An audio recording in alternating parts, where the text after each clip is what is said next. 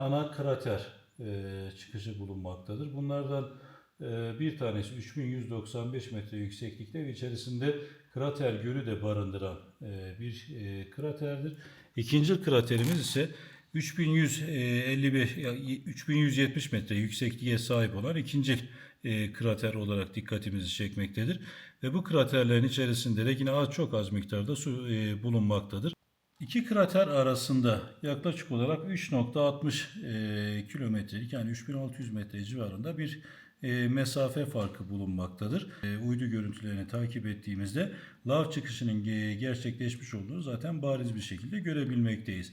Ve bu lav çıkışını takip ettiğimizde kuzeybatıya doğru baktığımızda Ağrı ilinin Diyadin ilçesine kadar ilerlediğini, kuzeydoğusuna doğru baktığımızda Doğu Beyazıt sınırlarına kadar ilerlemiş olduğunu görebilmekteyiz.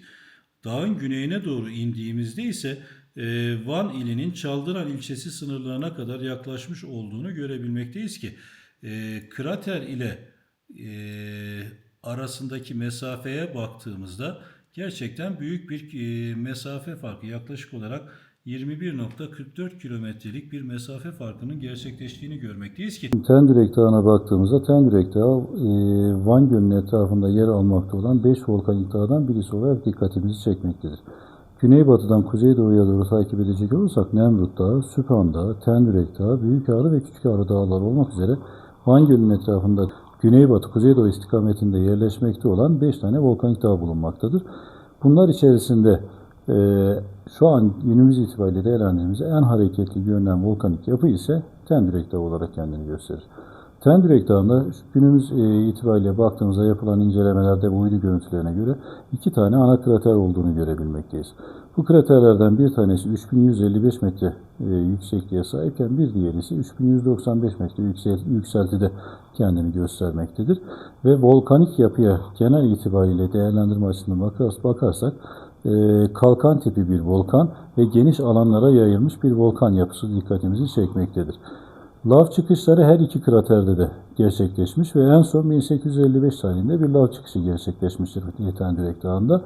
Bu lav çıkışları kuzeybatı istikametinde Ağrı ilinin Diyadin ilçesine, kuzeydoğu istikametinde Ağrı ilinin Doğu Beyazıt ilçesine ve güneydoğu istikametinde de Van ilinin Çaldıran ilçesine büyük etkileri olan ve çeşitli sonuçlara sebep olan büyük patlamalar meydana getirmiştir. Tendürek Dağı'nın güneydoğu eteklerinde Çaldıran ilçesi sınırlarında yaptığımız saha gözlemlerinde orada 4 köy ve bir tane de orta çağdan kalmış olan kare yerleşmesinin lavlar altında kalmış olduğunu tespit ettik. Ve bunun krater ile lavların aktığı mesafe arasındaki ölçümünü yaptığımızda 21,5 kilometreye yakın büyük bir mesafenin gerçekleşmiş olduğunu görüyoruz ki lav akışlarının güneydoğuya doğru 21,5 kilometre ilerlemesi anlamına geliyor ve bu da çevrede olan bütün yerleşim birimlerinin lavlar tarafından ya yok edildiğini ya da tehdit edildiğini bizlere göstermektedir. Günümüz açısından değerlendirecek olursak da günümüz açısından Tendürek Dağı'nın farklı bir özelliği bulunduğunu belirtmemiz gerekiyor. Halen daha sıcak buhar çıkışlarının ve çeşitli karbondioksit çıkışlarının olduğu bir dağdan bahsediyoruz. Ve bu da jeomorfolojik anlamda değerlendirdiğimizde hidrotermal bir yapı olarak kendini göstermektedir. Çünkü sıcak suların çıkabilmesi, artık karbondioksit veya sülfür gibi çeşitli gazların çıkabilmesi bu dağın hareketli bir dağ olduğu izlenimini bizlere sunmaktadır. Ancak bunun tam olarak ne kadar hareket içerisinde olduğu veya bu hareketliliğin gelecekte yakın zamanda mı, uzak zamanda mı çeşitli lav çıkışına sebep olabileceğini şu an görsel gözlemlerle ifade etmek mümkün değil. Düşmeyin yeter arkadaşlar.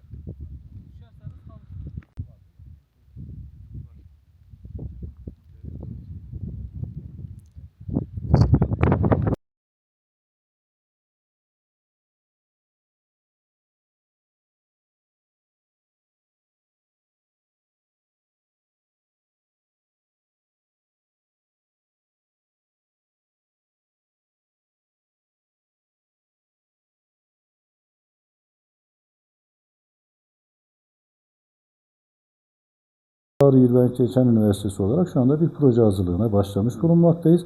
Başladığımız proje ekibimizde çeşitli iş alanlarından organizasyon oluşturarak farklı farklı bilim insanlarını bir araya getirmeyi planlıyoruz. Burada üniversitemiz bünyesinde faaliyet göstermekte olan coğrafyacılarımız, yine kimyacılarımız, biyologlarımız, moleküler biyologlarımız, iş sağlığı güvenliği uzmanlarımız, tıp fakültesinden çeşitli branşlarda doktor olan çeşitli uzmanlarımız ve dağcılık sporundan yetkin olan birkaç katılımcıyla beraber burada geniş katılımlı bir proje içerisine girmeyi planlıyoruz. Şu anda projenin hazırlık aşamasındayız zaten.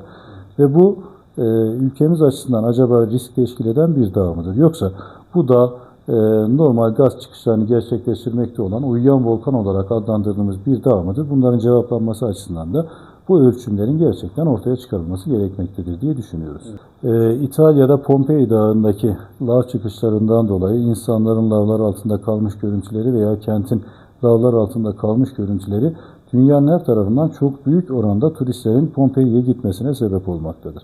Oysa Ağrı ve Van sınırları içerisinde yer almakta olan Tendürek Dağı'ndaki volkanik patlama, ardından lav çıkışları ve bunun ardından da lavlar altında kalan köy ve kale kalıntıları şu anda dünyada eşi benzeri bulunmayan görüntüleri bizlere sunmaktadır. Ve biz bu görüntüleri maalesef bugüne kadar turizme kazandırabilmiş değiliz. Bunların kesinlikle turizme kazandırılması gerektiği inancında olduğumuza belirtmemiz gerekiyor. Yine Ağrı üzerinde bu volkanik yapılarla ilgili başka bir şey daha eklemek isteriz üzerine.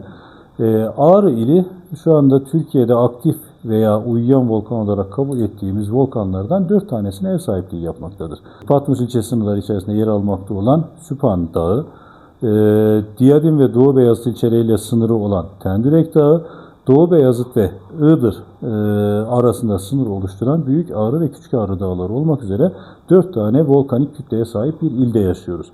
Ve biz burada turizmi biraz daha volkanik açıdan da değerlendirmek istiyoruz.